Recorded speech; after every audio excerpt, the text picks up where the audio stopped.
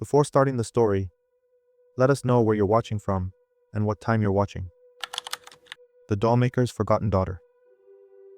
The town of Black Hollow was a place where time seemed to stand still. Nestled deep within a dense forest, it was a town shrouded in mist and secrets.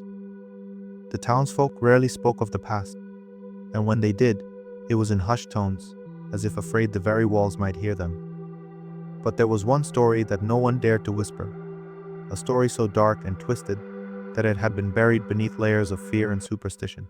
It was the story of the dollmaker and his forgotten daughter. The dollmaker, whose real name was Elias Grayson, had been a renowned craftsman in his time. His dolls were exquisite, each one a masterpiece of artistry and craftsmanship. They were so lifelike that it was said they could almost breathe.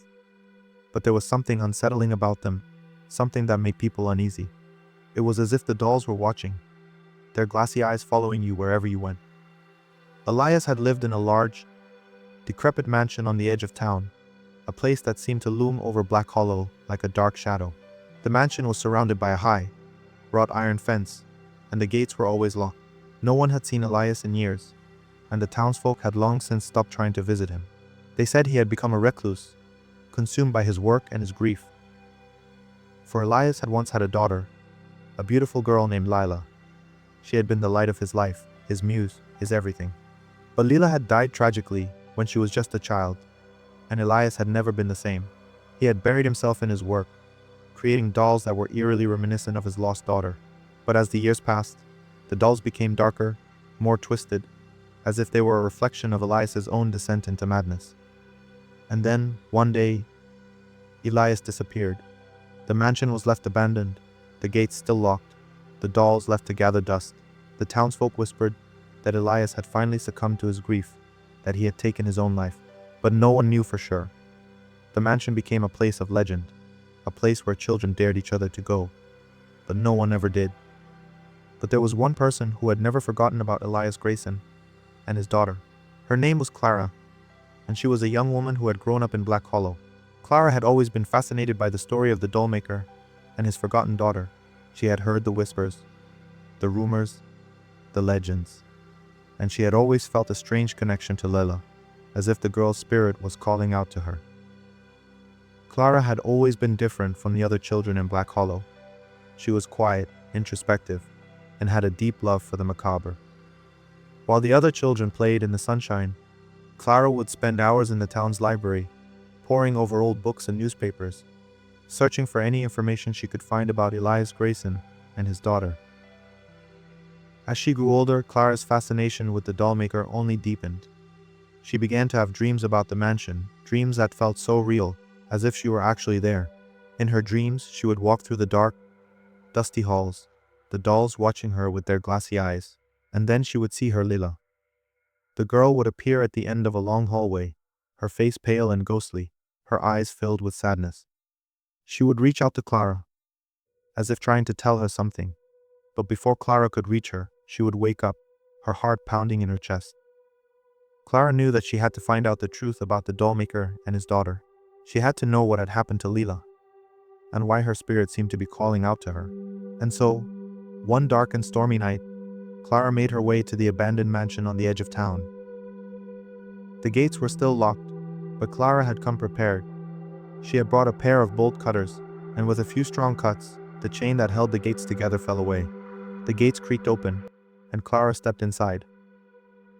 The mansion loomed before her, its windows dark and lifeless.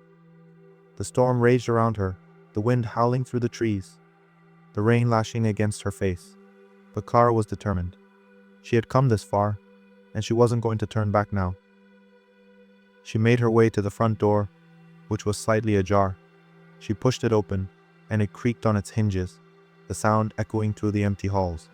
The air inside was thick with dust, and the smell of decay hung heavy in the air. Clara stepped inside, her heart pounding in her chest.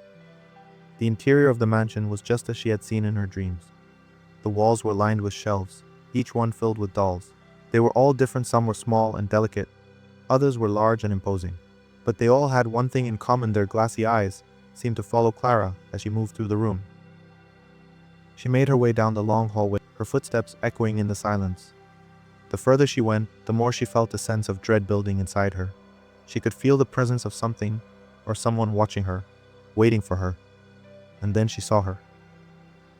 At the end of the hallway, standing in the shadows, was Lila. She was just as Clara had seen her in her dreams, pale and ghostly, her eyes filled with sadness. But this time, she didn't disappear. She stood there, watching Clara, her expression unreadable.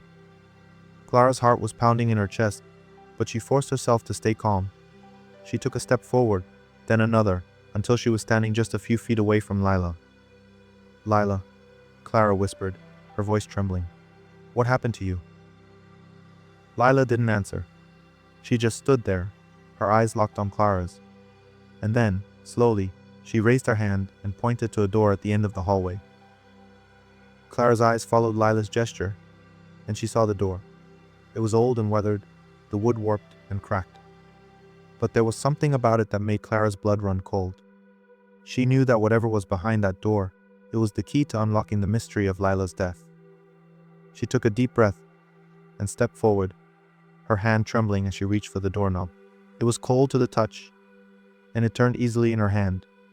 The door creaked open, revealing a dark, narrow staircase that led down into the depths of the mansion. Clara hesitated for a moment, but then she heard Lila's voice, soft and whispery, in her ear. "Go," the voice said. "Find the truth." Clara's heart was pounding in her chest, but she knew she couldn't turn back now. She stepped onto the staircase and began to descend, the darkness closing in around her. The staircase seemed to go on forever, the steps creaking beneath her feet. The air grew colder the further she went, and the smell of decay grew stronger. Finally, she reached the bottom of the staircase and found herself in a small, dimly lit room. The room was filled with dolls, hundreds of them, all staring at her with their glassy eyes. But there was something different about these dolls. They were all broken, their limbs twisted and mangled, their faces frozen in expressions of pain and terror. In the center of the room was a large, ornate table, and on the table was a single doll. It was different from the others, more lifelike, more real. It was a perfect replica of Lila, down to the smallest detail. But there was something wrong with it. Its eyes were open, and they were filled with a deep, unending sadness. Clara stepped closer to the table, her heart pounding in her chest. She reached out to touch the doll, but as soon as her fingers brushed against it, she felt a sharp pain in her head, and a flood of images rushed through her mind. She saw Lila, alive and happy, playing in the garden of the mansion. She saw Elias, watching her with a smile on his face. But then the images changed. She saw Lila fall ill, her body racked with pain. She saw Elias, desperate to save her, turning to dark and forbidden magic. She saw him creating the doll, pouring his grief and madness into it, trying to bring his daughter back to life. But something went wrong. The doll became a vessel for Lila's spirit, trapping her in a lifeless shell. Elias, consumed by guilt and despair, locked the doll away in the basement, along with the other failed creations. And then he disappeared, leaving behind a legacy of pain and sorrow. The images faded, and Clara found herself back in the room, her hand still resting on the doll.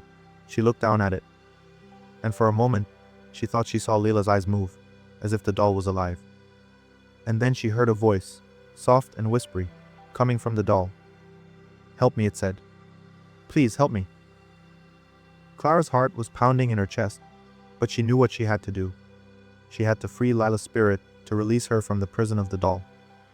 She looked around the room, searching for something, anything that could help her. And then she saw a small, rusty knife lying on the floor. She picked it up and turned back to the doll. "I'm sorry, Lila," she whispered, "but this is the only way." With a trembling hand, she raised the knife and brought it down on the doll, cutting through the fabric and stuffing. As she did, she felt a rush of cold air, and the room was filled with a blinding light. She closed her eyes, shielding them from the brightness, and when she opened them again, the doll was gone. But Lila was there. She stood before Clara, her form shimmering and translucent. But she was no longer sad. She was smiling, her eyes filled with gratitude. "Thank you," she said, her voice soft and gentle. "You've set me free." Clara felt a wave of relief wash over her, but it was short-lived. The room began to shake, the walls cracking and crumbling. The dolls on the shelves began to move, their glassy eyes turning towards Clara.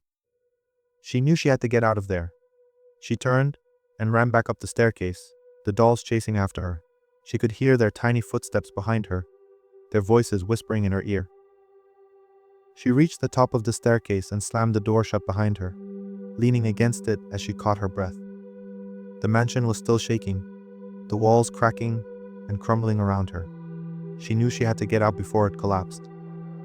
She ran through the halls, the dolls chasing after her, their voices growing louder and more desperate. She reached the front door and threw it open, running out into the storm.